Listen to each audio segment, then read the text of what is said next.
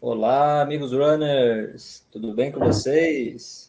Bora para mais uma live de número 346. O estagiário convida, Canal Run, Robert Run. Como vocês sabem, sempre trazendo o melhor da nossa ultramaratona e as personalidades que fazem esse esporte que a gente tanto ama. Bom, galera, hoje começando num horário diferente, né, às 22 horas, porque hoje a live é internacional, né? Estamos aqui em diferentes fusos horários, eu aqui no Brasil às 10 da noite, o comandante Mário Lacerda às 8 horas da noite, e o Mr. Lim Nghee Huat, de Singapura, 9 horas da manhã. Então ele já está na quinta-feira. Então, Mr. Lim, good morning for you. Thanks for your time. Good morning. It's a pleasure to have you here. Thank you very much for the opportunity. Thank you. E comandante Mário Lacerda. Uma boa noite, comandante. Boa noite, Felipe. É sempre uma satisfação estar aqui com você. Muito obrigado pelo convite e estar participando aqui. Being together with Mr. Lin is a real pleasure. Thank you for your kind words, Commander Maria. Thank you.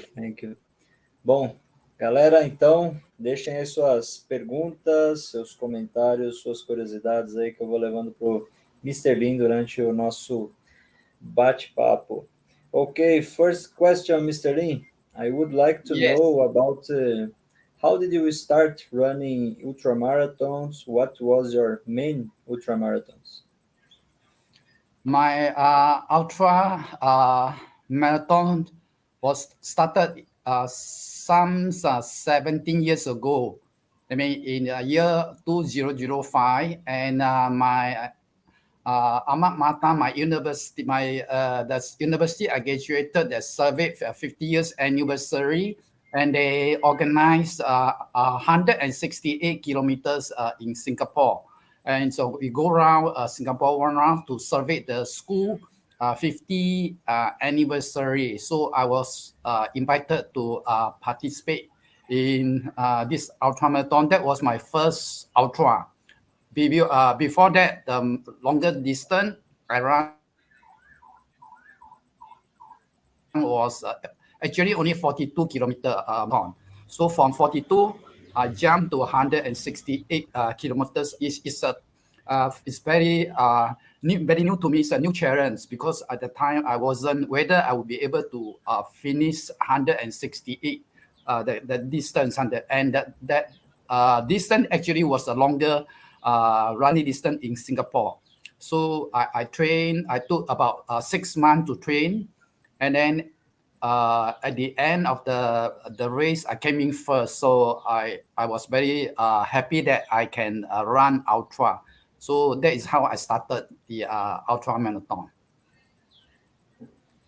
Ele disse que ele começou a correr ultramaratonas em 17 anos atrás, né? E aí ele saltou de 16, ele foi direto para uma de 100 quilômetros, né, comandante? Que eu entendi. Isso mesmo. Aí ele foi direto para uma de 100 quilômetros, e aí ele ficou bastante surpreso, né, que ele poderia correr essa distância, né? And so, Mr. Lin, I saw that you have done Badwater twice. This is right? Badwater, yes, I did the Badwater in 2013 and 2014. Eu perguntei sobre a Badwater, ele já fez 2 vezes, né, a Badwater. And Mr. Lin, Brazil, you did 5 times. Yes, I took part in the Brazil 135 first time in 2009. Then I went again in 2012, and then 2013 and 2015, 2015, and this year was my 5th time participating in the Brazil 135. Ele já fez 5 vezes a BR-135, 2009, 2012, 2013, 2015 e 2023. Foram as 5 participações dele aí na BR-135. And Mr. Lim, you faced Badwater, you faced Brazil 135. What's the most difficult? I think I have before Brazil 135 2023. That means before this, the reason Brazil 135, I had actually posted image. Posted on Facebook that I'm going for my 5th time Brazil 135. And I give the reason why I wanted to take part in the Brazil 135 2023, because Brazil 135 has been one of my favorites overseas ultramarathon events. The reason is because also people say but Backwater 135 have the reputations of being the world tougher ultra. So I believe Brazil 135 is as tough as Brazil 135.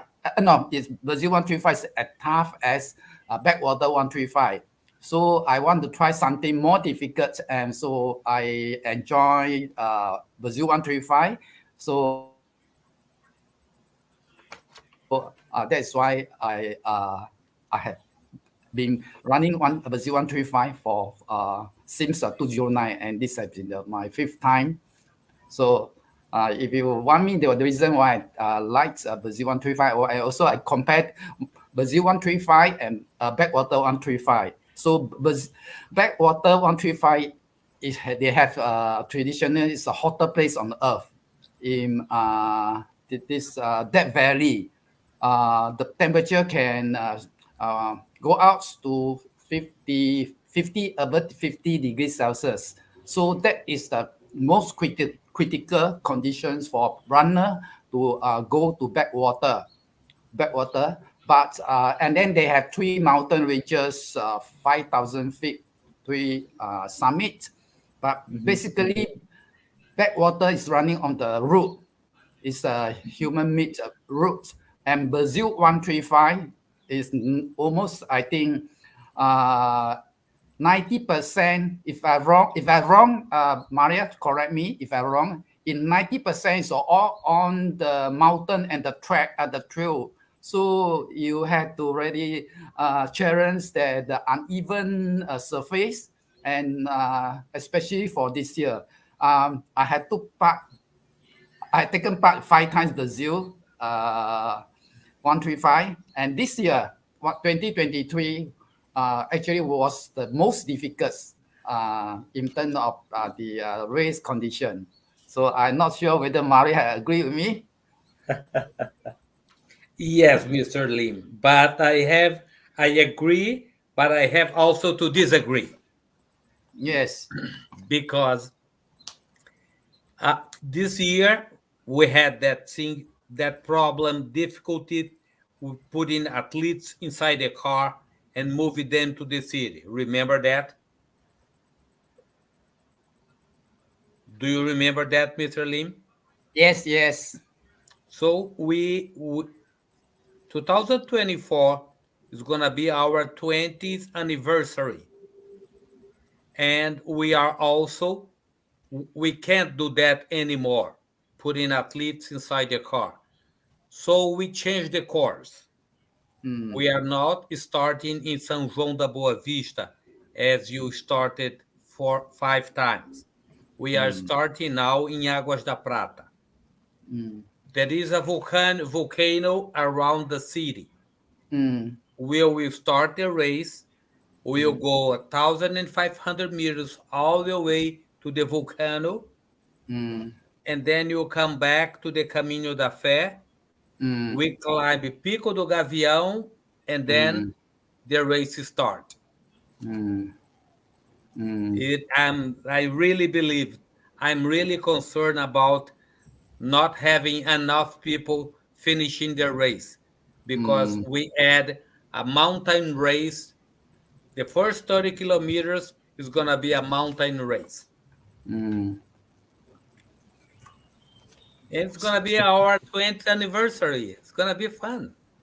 Yeah, but so you're making the events more difficult, and I think hopefully you raise the bar higher. Yes, the bar is higher, but not only 1 centimeter.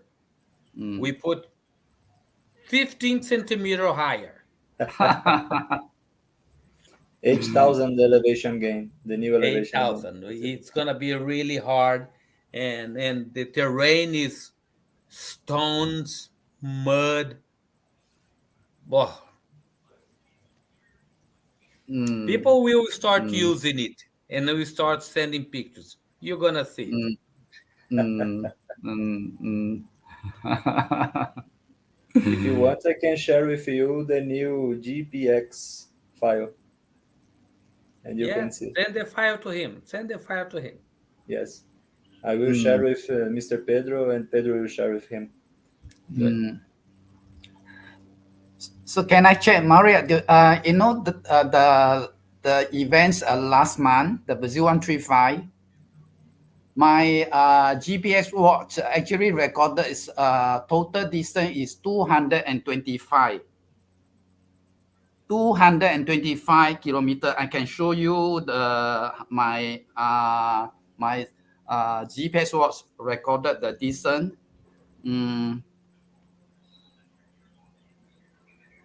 225 kilometers. You can see. In the atmosphere. 225. Can see? Yes, sir. And then it recorded from the starting until the end. And let me get a pictures, okay? Let me put this. I got a print from this. Let me paste it here. Okay, 1 second. I can send you the details one. Please send that to me, Mr. Lim. Sure. So yeah, but this including the one in the highway. Yes. Including. You have to subtract 8 kilometers from the highway, the 6 kilometers. So you minus the 6. Yes. So that will be about 219. Yes, it's going to be very close. Yes. Yeah. I used the Strava to track the course, and mine was 2014 kilometers, because I was using a old mobile, and it was always in the airplane mode. And I think it lost the GPS signal sometimes, and because of that, it lost 3 kilometers. But it is a great challenge. Bom, galera, eu perguntei para ele aí qual que é mais difícil, Badwater ou BR-135, né? E aí ele falou que as duas, né, são difíceis, né? A Badwater tem o título aí da prova mais difícil do mundo, mas a BR-135 ela se compara, né? Então as maiores dificuldades na Badwater é o calor, né? Tem 3 montanhas, só que todas são terreno plano. Porém, na BR, né, você está subindo o tempo todo, né? Montanhas, o terreno irregular.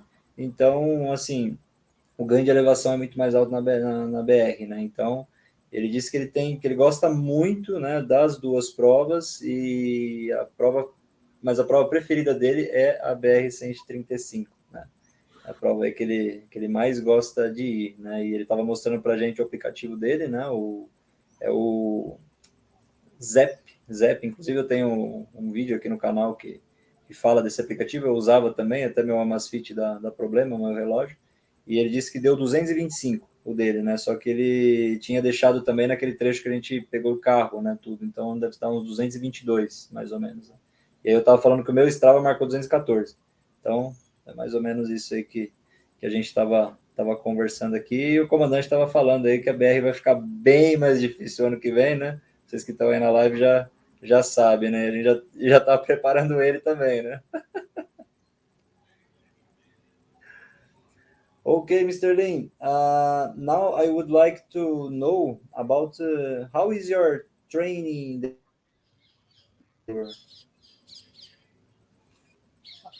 It means training for Brazil 135. Or in your daily routine, how is Okay. how is Because of training? my working schedule, I have a very low mileage. My training mileage actually has been very low. I run only 2-3 times a week. If I have time, I'll run 3 times a week. But the weekday, the running distance mostly is between 10 to 20 kilometers, depending on the my working schedule. And then weekend, I have a longer distance training. Normally, it's between 30 to 50 kilometers. And then towards nearer 2 months nearer to the date of competitions, I increased to between the weekend I'll run between 60 to 80 kilometers. I mean, I do a long training during the weekend. And in your country, you have some hills to train in, like a race like a Brazil 135? In Singapore, oh no, Singapore actually we do our highest mountain in the country is only it's about 300 meters height altitude. So any mountain in Brazil with along the Brazil 135, it can be the highest mountain in Singapore. So Singapore basically is the terrain is very flat, not many mountains. We do have small hills, but is still the altitude, the height is very low. So sometimes if really we're serious on the training, I had to bring the tire to the place where it's not possible for vehicle. Then I tie the tire and I run with the tire. Oh, okay, so you have to, for instance, choose some hill, some short hill, and go run 20 times. Yes. A small hill, maybe just about less than 100 meters high. Run out and then down, and then out and then down. I remember when I was doing an interview with an athlete from Paraguay, and Paraguay is flat in there too. Yes. And she said to me that she used to run in a bridge. She used to run in the bridge like 50 times, and the people in the bridge already know her. Bom, galera, então eu estava perguntando para ele. I think people will thought that this is a crazy man. All people going. Yes, totally crazy. They're crazy. Yes. Bom, galera, eu estava perguntando para ele como que é o treinamento dele, né, durante uma semana normal. Ele falou que ele corre de 2 a 3 vezes na semana, varia de 10 a 20 quilômetros, mais ou menos. E nos finais de semana ele faz o treinamento maior, né? Então varia aí de 30 a 50 quilômetros. E ele disse que geralmente antes de uma prova, né, 2 semanas antes, aí ele faz um treino maior, entre 60 e 80 quilômetros, né? E aí eu perguntei como que ele simula, né, as montanhas aí para a BR. Ele falou que em Singapura a montanha mais alta tem 300 metros, né? Então qualquer montanha no Brasil é muito mais alta. E aí ele precisa escolher uma pequena montanha ali, uma pequena subida, e ficar fazendo várias vezes, né? Então é a maneira que ele encontra aí para fazer o treino dele, né? Mr. Lin, how many days before the start did you come to Brazil? And how many hours did you take to come to Brazil? I think it was an exhaustive flight to come to All Brazil. right. Okay.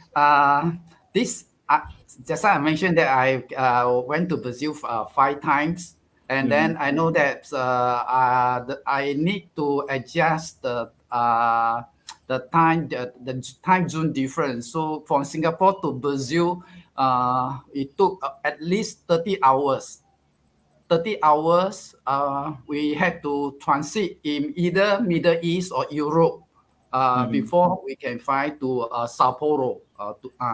So, and the 30 hours at the 30 over hours of air travel, and then and also the time difference. Like now in Brazil, yeah, nighttime. Singapore is morning, so we had to adjust. When we have the jet lags, we have to adjust our body to suit the local conditions.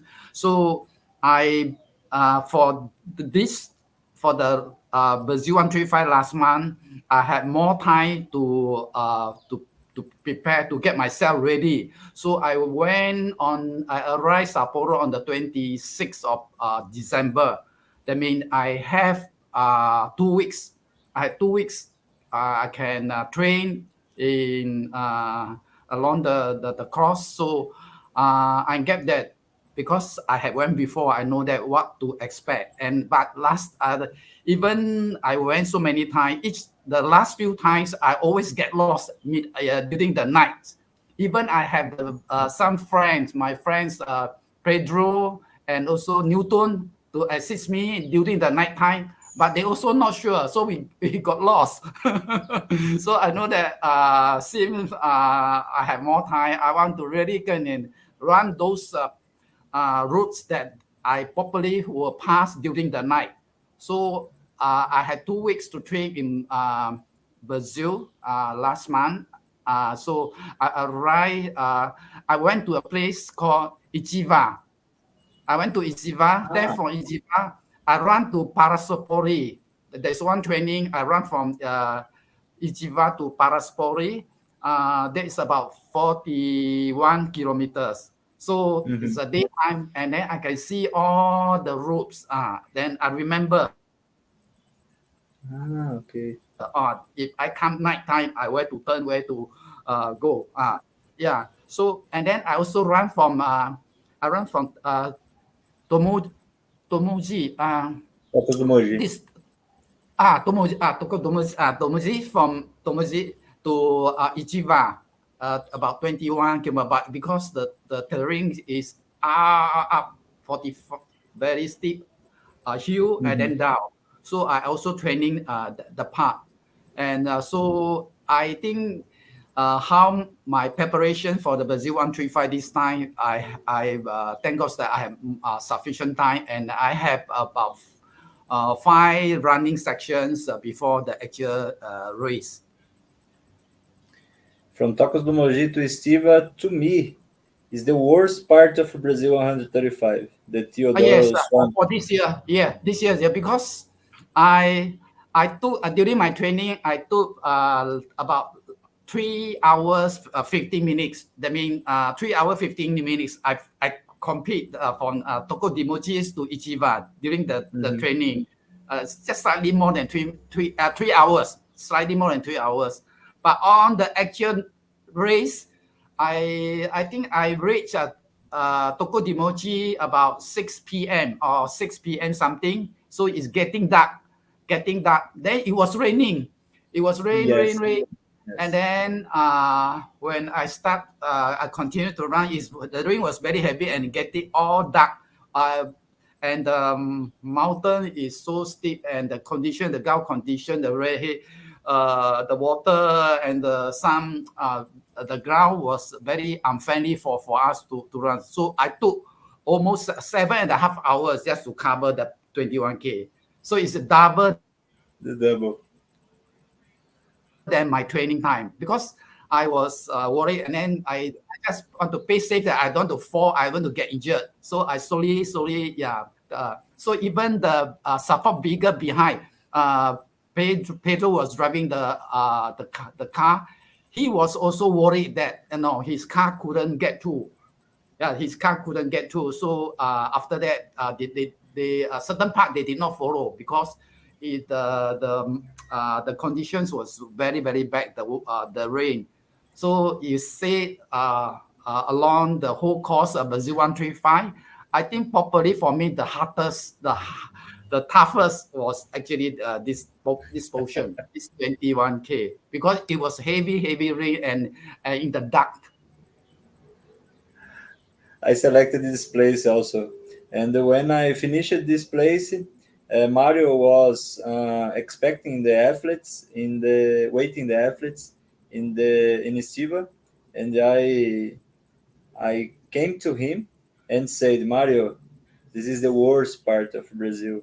Why did you do that with us?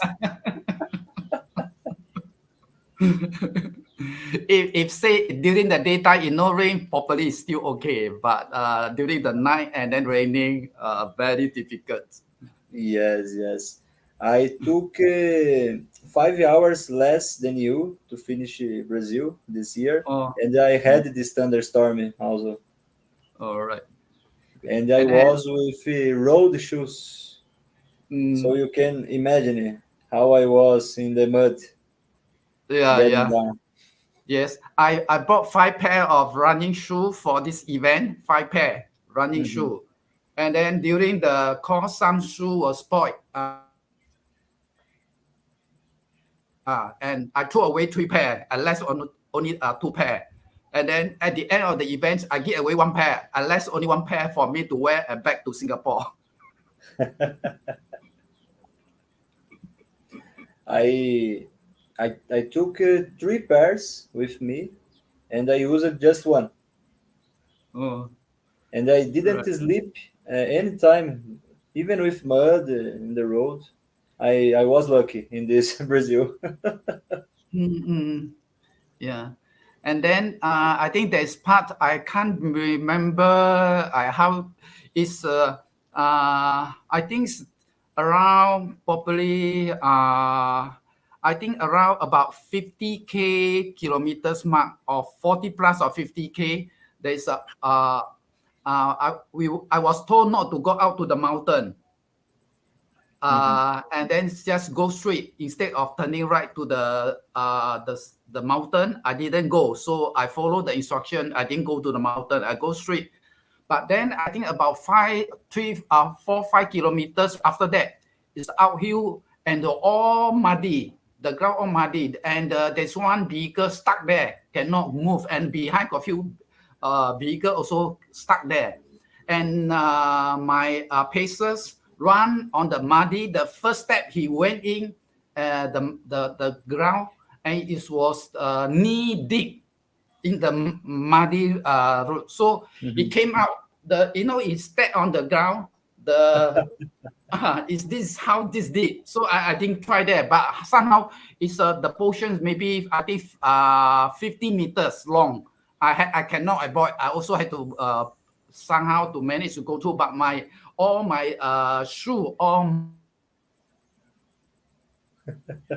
mark, even my sock mark. So and then it's very heavy. My leg become very heavy. And we find once small rains, our like water the fountain, and then we take out a shoe, take out a sock, and then we wash before we continue.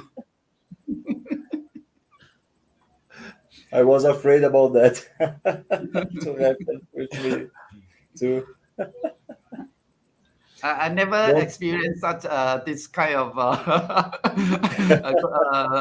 ultramarathon in my life. I have taken many events, but this first time that I had to take out my shoe, my sock, all wash before I can continue. So, Felipe, considering that Mr. Lee said it was the first time that happened in his life, let me tell you something very peculiar about Mr. Lim. I was twice already in Singapore. I believe it was in 2011 and 2019. Okay. Yes. And one of this time, what is peculiar about Mr. Lim? In the Navy, we usually go to celebrate the independence of the countries. We take a boat and we'll go there to the several countries. We were talking about how many countries, and a great part of that country that I've been was when I was in the Navy and celebrating the independence of the countries. Okay. And usually the independence is 200, 500, 300 years old. When I was in Singapore with Mr. Lim, it was September and they were celebrating the independence of Singapore. But what is unique on this at Mr. Lim participate in the independence of Singapore, right, Mr. Lim? Really? How old were you when Yes. Singapore was independent? You mean the time? The year you came to Singapore, we were No. Singapore. When? How old were you when Singapore was independent? Singapore was became independent. Not independent. No, I think British came to Singapore and they discovered this island, this place in 1815. I think 1815. 1815. So when the time you came, and it happened that we became independent on the 1965. How old were you in 1965? 1960. I was born in 1953. So it was 12 years old. 12 years old. Yes, when our country became independent, I was in the primary school. I was in the primary school. So, okay, look, it is very unique in life.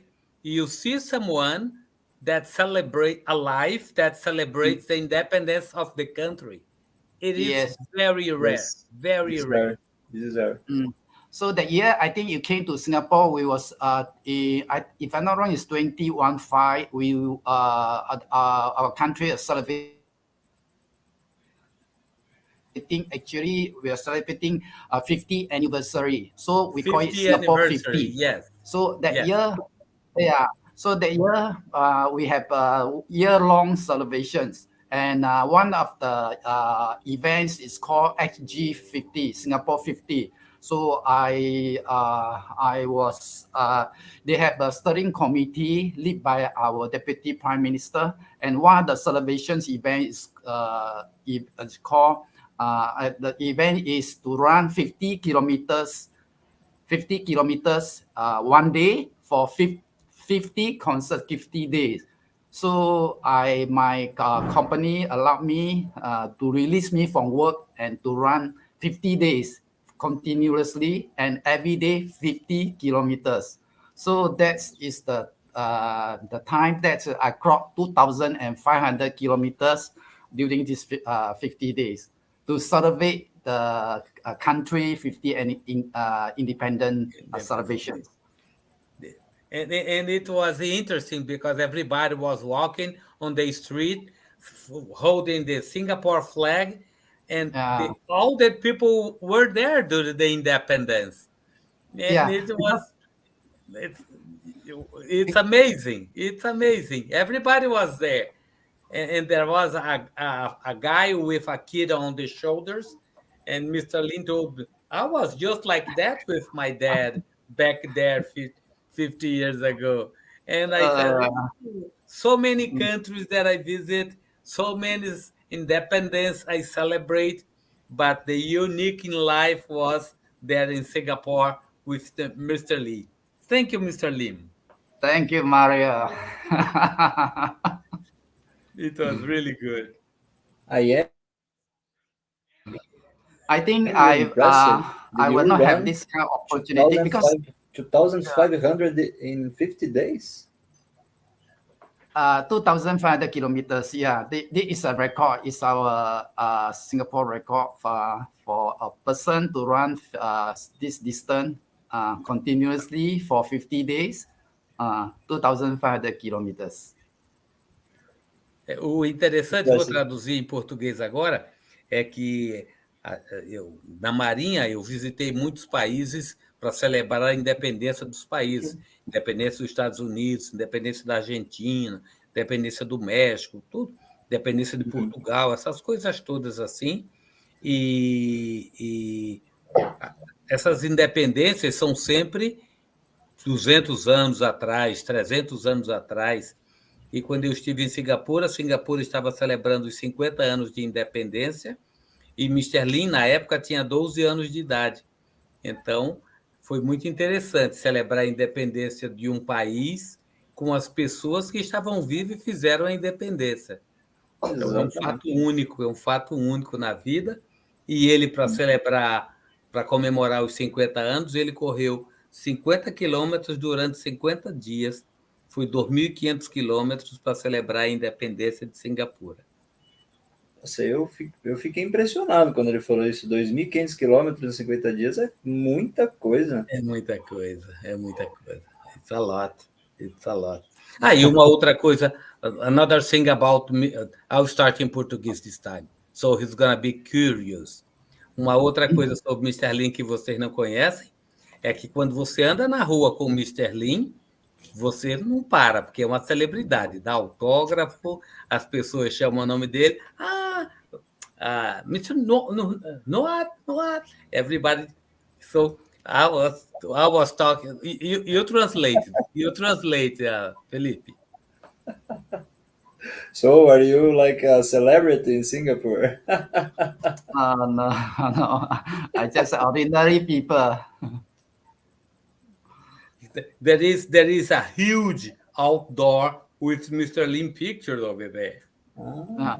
Because during the 50 days, every day I run with different organization. I run with school. The school they organize they will take a day to organize the student to run with me for maybe 5K, 10K. So and then another day I go to another place for another 50K, and another host to organize the 50 kilometers. So every day we had different people join me, and then the last day is the leading to the opening of the Southeast Asian Games, and I have the honor to light up the frame, and then for the opening of the Southeast Asian Games. Good. Fantástico, Mr. Lim. Fantástico. Bom, só traduzindo a primeira parte que ele falou, né? Eu não anotei, mas a minha memória é boa. Ele falou que ele levou 30 horas para vir até o Brasil, né? Ele teve uma conexão no Oriente Médio, teve uma conexão na Europa, né? Até chegar em São Paulo. Ele chegou com 2 semanas de antecedência, no dia 26 de dezembro, e aí ele também faz isso por causa do jet lag, né? O jet lag é quando você está num país de muita diferença de fuso horário, vai para um outro país, e aí você precisa ajustar a tua cabeça, né? De manhã, de noite, tudo. E aí ele ficou em Estiva, né? E ele fazia os treinos ali do caminho da BR, né? Então ele fez 4 treinos. Inclusive, ele fez Estiva a Paraisópolis, ele fez de Tocos do Mogi até Estiva, né? Ele fez 4 vezes. E aí ele estava contando uma curiosidade, né? Que um dos treinos, Tocos do Mogi Estiva, né? Que para mim é a pior parte da BR, né? O Pantano dos Teodoros. Ele levou 3 horas e meia no treino e durante a prova ele levou 7 horas, né? E aí a gente estava resenhando sobre isso, porque para mim também não foi fácil, né? Eu levei 6 horas e meia nesse trecho, né? Eu estava com tênis de asfalto, tive que tomar muito cuidado para não escorregar durante a noite e tudo, né? E para ele também foi uma grande dificuldade, né? Ele disse também que o carro de apoio teve bastante dificuldade também nesse trecho, o nosso também teve, né? Inclusive, comandante, um gato entrou no motor do nosso carro nesse trecho. A cat get inside your engine car? Yes. You guys killed the cat? Yes, yes. O gato Our morreu? no, no. He escaped. Oh, It amazing. was a kit. It's a small Kitty cat. cat. Yes, a small cat. It entered in the engine of our car during the Tocos do Mogi from Steve, the cat, and we saved the cat in one church in the in the end of a hill. When you get down and you climb in the end of the hill, we saved the cat. Brazil Amazing. 135 stories. Before the Ichiva. Yes, from Tocos do Mogi to Yeah. Steve. A lot of stories in uh, there. I may acknowledge that. Yeah, I must acknowledge that out of the five Brazil 135, I I I enjoyed the most for the year of 2023.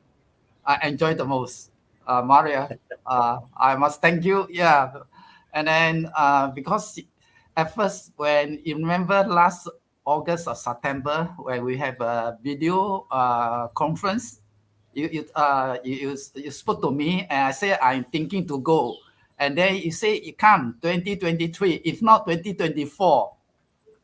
You remember you asked me. Yeah. Then I say I'm not really prepared for 2023 because I'm afraid that I couldn't finish within your cut-off time. And you told me, don't worry, you had 120 hours.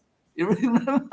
Then I said, oh, you 120 hours. Then okay, no problem. Even I don't have enough training, I still probably can finish the Brazil 135. But then after that I decided to go, and I think I have my previous 2012, I competed in 45 hours. 2013, I competed in 44 hour plus. And then if I took 100 hours or 80 hours to finish, then it showed that I am not improving. And then I decided, okay, I aim to finish the run within 60 hours. Even I don't have enough time to prepare, but 60 hours probably is reasonable. So when I arrived at Ichiva on the second night, Ichiva after the rain, I arrived at Ichiva. I think I took close to 37 to 38 hours. So I calculate if I continue, probably I can finish within 48 hours. But it's a high risk because it was raining and in the dark about close to 3 a.m. in the morning in Ichiva. So I told my support team, I think since we are coming to Brazil 135 to enjoy. So, and now it's raining, it's dark, we should rest. So I say, everyone go and rest. Tomorrow, 8 o'clock in the morning, then we continue. So everyone happy. Yeah, at least it's the rain continue. So we took about 6 hours plus. We rest. And the next morning, we fresh again. So we continue. That was a good decision. That was a good decision, Mr. Lim. Very well. Very good decision. That's we enjoy the race. Yes. Enjoy the journey. Yes. Yes. You had a good strategy in this point, because I almost didn't sleep in the race. I just slept 20 minutes in Estiva. Yeah. Just 20 minutes, and it was very, very difficult to me because of the sleep. I had a lot of hallucinations during the journey, and if I could back in the past, I would choose to sleep 2 hours in Tocos do Mogi before the Theodore Swamp. But Mr. Lim, you finish with 56 I think hours, for 41 minutes, and 19 yes, seconds. Yes. So when you put it 60 hours, that's gonna be next year. You will still finished. Yes, Yes. that's so when I arrive in Ichiva, I calculate the timing. I know that if I can I have if I need 10 hours to from Ichiva to Parasporis, then I had this allowance to rest. So this is how I made the decision not to continue at 3 o'clock in the morning in Ichiva. So everybody have a rest, and then we fresh the after the rest, and then we got the recharge our energy, and then we can run. And then the next day, if the rain stop, and then it's very hot. On the third day, The it's opposite. hot. So Yes. you see my hand. You can see the Oh, this, this is still yeah, this look at that. A gift from Brazil. A gift from Brazil. It's still there. Yes, yes. I got a lot of sunburn also yeah, in my yeah. face, in my body, in the Yeah. in the last pathway. Another after you translate, I have another thing about Mr. Lim. Depois você traduzir aí, ô Felipe. Bom, galera, tava falando da história do gato, né? Do gato filhote aí que entrou dentro do nosso carro, né? Lá no pantano dos Teodoros, né? Graças a Deus deu para salvar ele. Depois o João Morelli deixou ele lá em Estiva, né? E aí o Mr. Lim estava falando que quando ele chegou nessa parte, ele chegou em Estiva, eles estavam com 37 horas, né, aproximadamente, e aí eles decidiram dormir, né? E aí eles tiveram a melhor decisão, né? Porque eu não fiz isso e eu sofri muito com sono, né? Alucinei demais.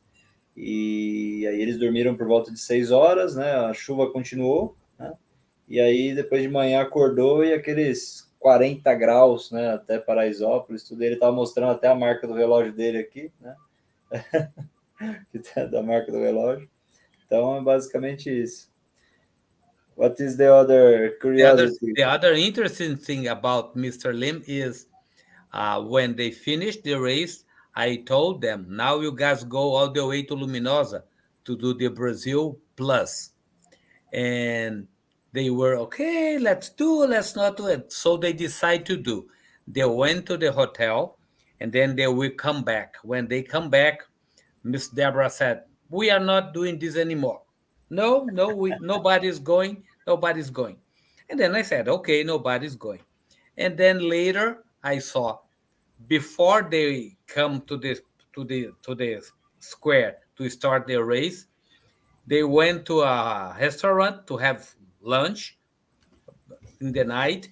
And then when they paid the bill was 217 reais. Exactly. 217 The same reais. distance as Brazil Plus. Oh. And then Miss Deborah said, we are not running any kilometer more. Not going to be 217, 272, 72. No, let's finish here in 217. So, you have to come back for the extra Brazil and 35. 54 more kilometer, Mr. Lim.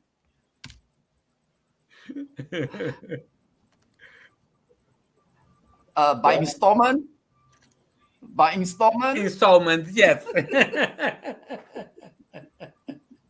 It's going to be installments. What a coincidence. Prestação, vai correr a prestação. It's better installments.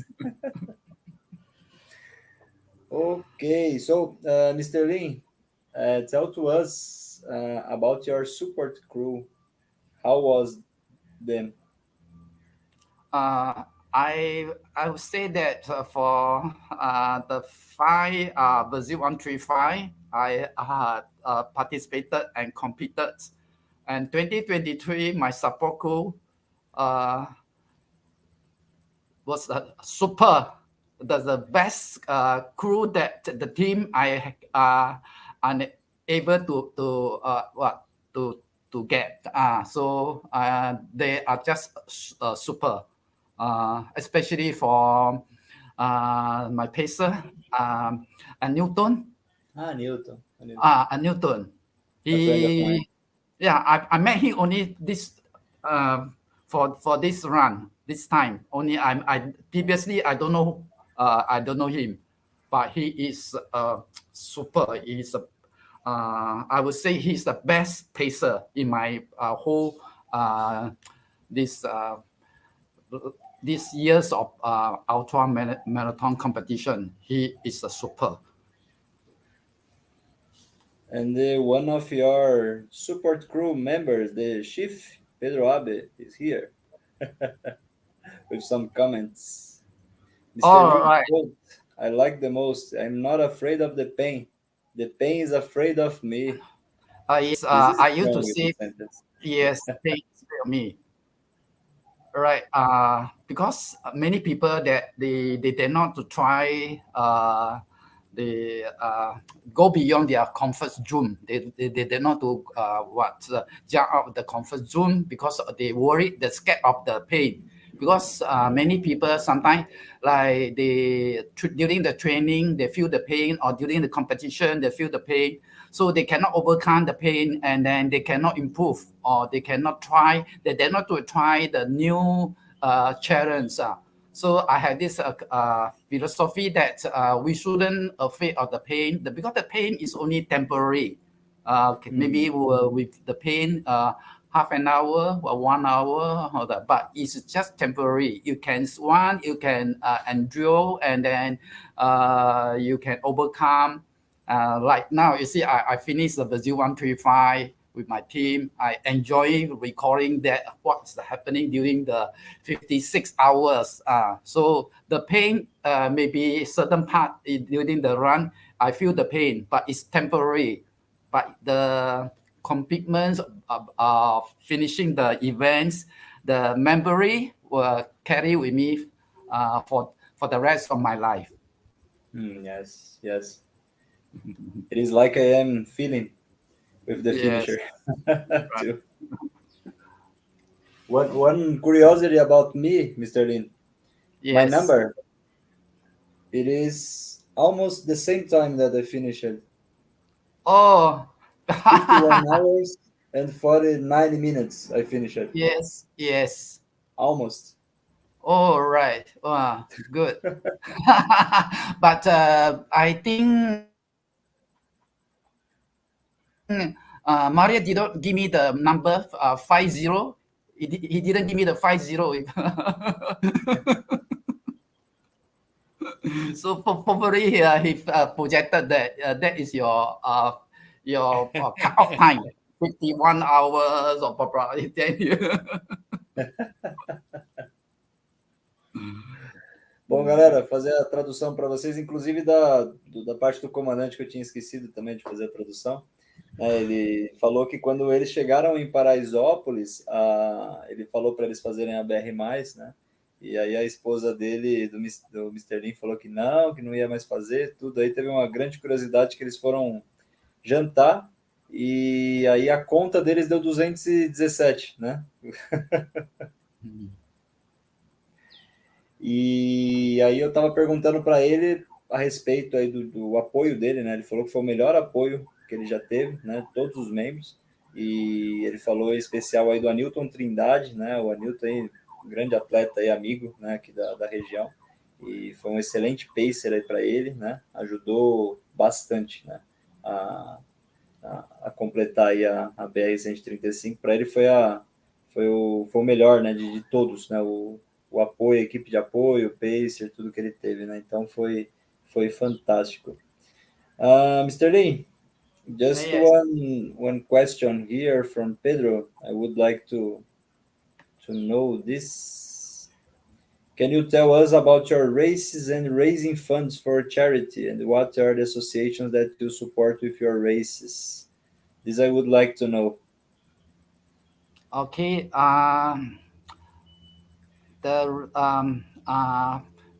It happened that when I first started the ultramarathon, I was asked to raise funds for some organizations. So, and then I have people also supporting. They patch, normally they patch like $5, $10 per kilometers when I compete. So from year two, it started from 2007. I run is a small distance, then 2009. So the first time when I went to Brazil in 2009, for the Brazil 135, I actually that time I raised fund for Singapore Table Tennis Association. So I have the blessings from our former Prime Minister Goh Chok Tong. He used to pledge the amount to donate to the charity.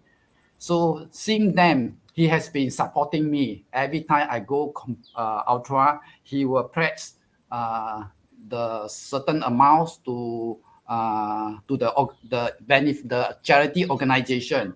So, and then I have many business friends. They also they sponsor my overseas trip expenses. So they become my sponsor. For instance, that this year, 2023, I have some commercial company to fund my overseas travel expenses and all my supporting in Brazil.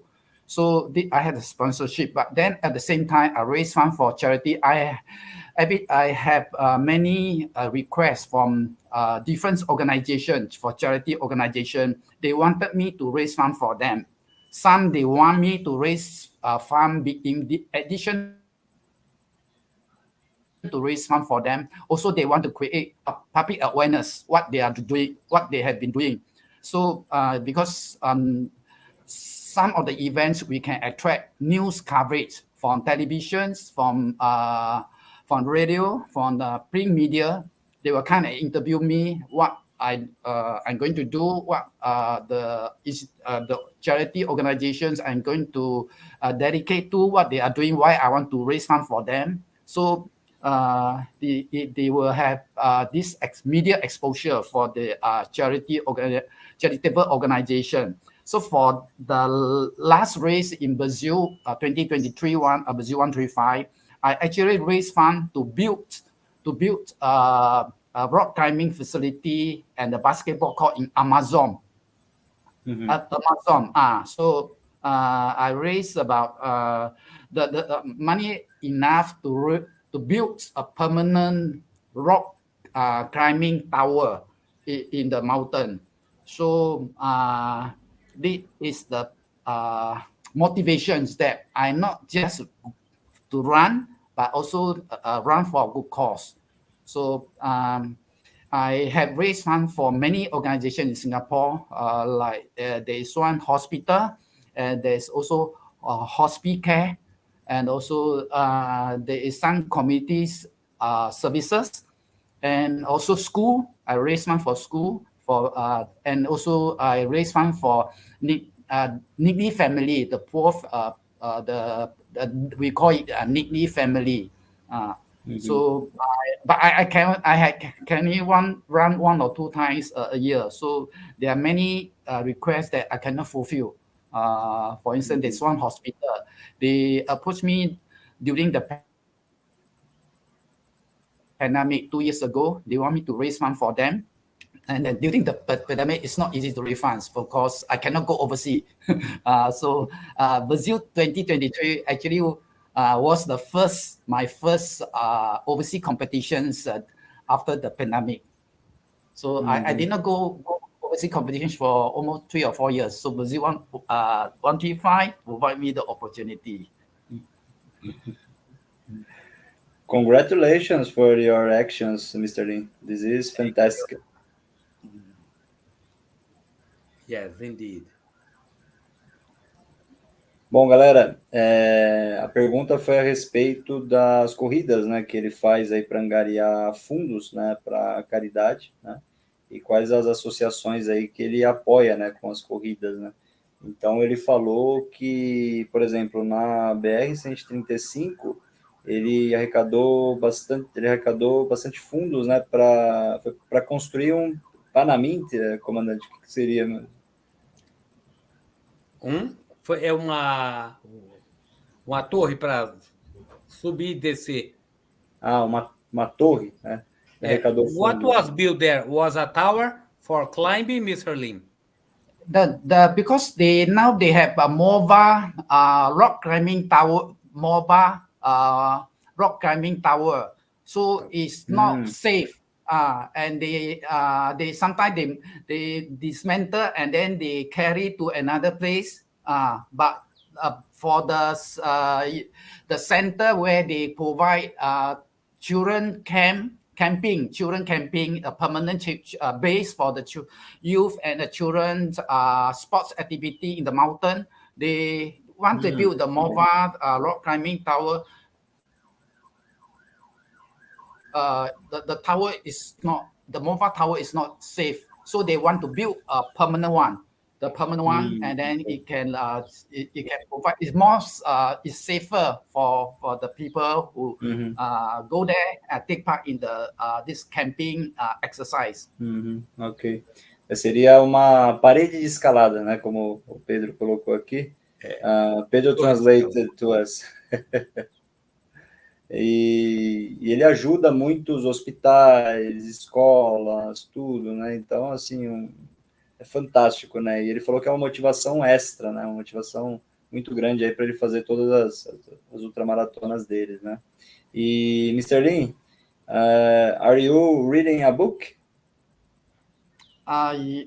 Yes, I have been.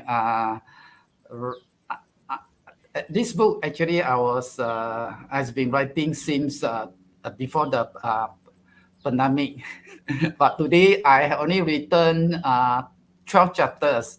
I have 18 chapters to complete, so I had 6 more chapters, but it took me a lot of time. Each time when I go back to revisit the story, I have already carved, but when I revisit, I always change the wording, change the sentence, and also because of my working schedule, I cannot concentrate.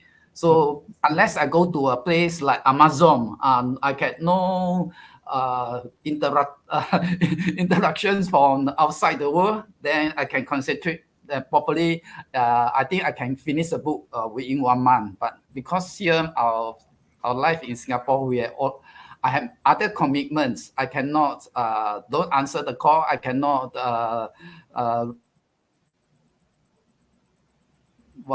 stop reading the email or replying the email. So a lot of this like commitments still I had to fulfill. So the books I hopefully I can finish properly.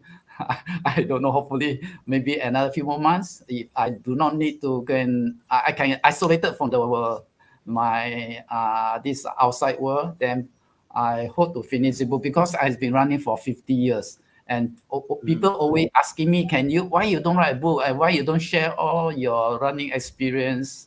And yeah, so if I can come the book to promote my philosophy, like I always believe exercise makes sense. Exercise is the best gift and love for your family. So we should take exercise as part of our life. Every day we wake up, we brush teeth, we take breakfast, we had lunch, and then we read newspaper. This is part of this our routine life. But some people, why not? They just spend half an hour or 20 minutes to do some exercise. It's good for himself, for the person, and also for the family. Because when you don't force it easily, you stay healthy, it's the blessings to your family. Yes, for sure. Mr. Lim, so next year, probably the book will be ready. Yes, this is how I'm targeting, because this year, 2023, actually is the 50 years of my running journey. I've been running since 2 days. So this year is the 50th year. 50 years. So you are being invited to come to Brazil 135 again and have a book signing session. Okay. Done. Let's do a night autograph night But Yes. in São Paulo. We arrived there in São Paulo. Mario, you made the race more difficult. I heard just now you shared that 2024 will be more difficult. You going to go to the volcano. You go to and you can buy this. Yes, the bar is higher. Yeah, have food. More stories to tell. Ok. Ok. Traduzindo aí, galera, então ele vai escrever um livro, né? Na verdade já está escrevendo, né? Ele já fez 12 capítulos, né? Faltam 8 capítulos, mas ele sempre, quando vai dar uma olhadinha no livro ali, ele revisita alguns capítulos que ele já escreveu, tudo, e ele tem a meta aí de terminar para o ano que vem, né? E aí o Pedro até colocou aí para ele fazer uma sessão de foto, de autógrafos, né? Para o ano que vem aí, durante a Brasil 135, né? Mas ele já está um pouquinho assustado aí, né? Com o percurso novo. Gonna be a little higher. Yes, will be a little harder also. A little harder. Yes. Okay, so Mr. Lim, thanks for your time. It was an honor to have you here in my channel, speaking to Brazil. I am sure that tomorrow the people will watch us, because now it's like 11 p.m. here in Brazil. And thank you, and hope to see you again in Brazil next year. Thank you. Thank you, Philly. Yeah, thank you, Philly. And thank you, Mario. Thank you, everyone.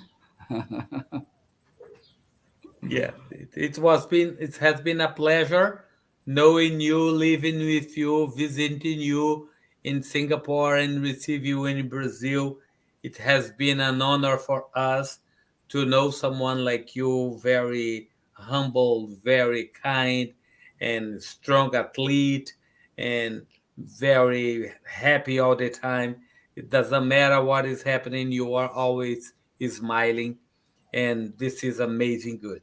So thank you to be in part. You are part of our family, and I consider myself part of your family with Mrs. Deborah, and you also, Mr. Lee. Thank you very much for the opportunity to be with you again.